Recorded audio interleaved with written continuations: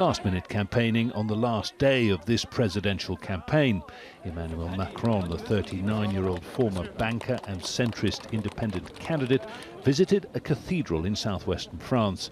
And at another cathedral in east-central France, his far-right opponent Marine Le Pen. Both candidates vying for the Catholic supporters of former Prime Minister François Fillon, who dropped out of the race in the first round.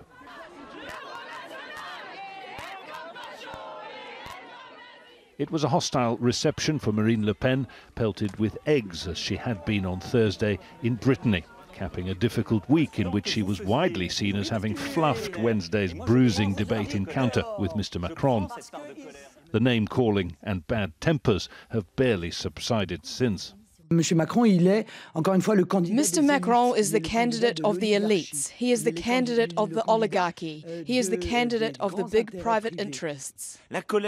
Where is the anger of the French people coming from? From the collective inefficiency? Ms. Le Pen is the spokeswoman of nothing. She exploits anger and hatred. Opinion polls out on Friday do seem to be tilting towards Emmanuel Macron, widening his lead to more than 20%, a reflection perhaps of his broadly favourable performance and of Marine Le Pen's perceived failure on Wednesday night.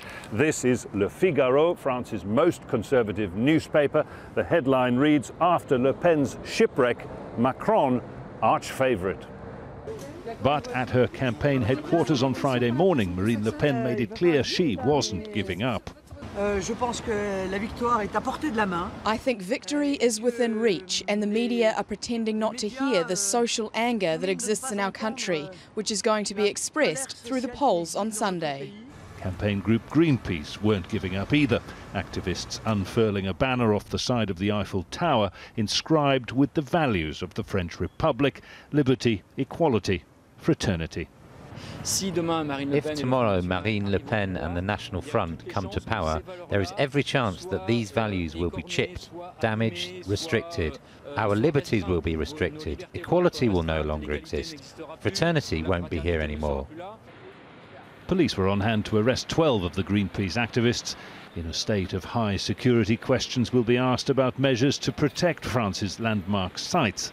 But voters will likely be more concerned about two competing visions of France that could hardly be more different.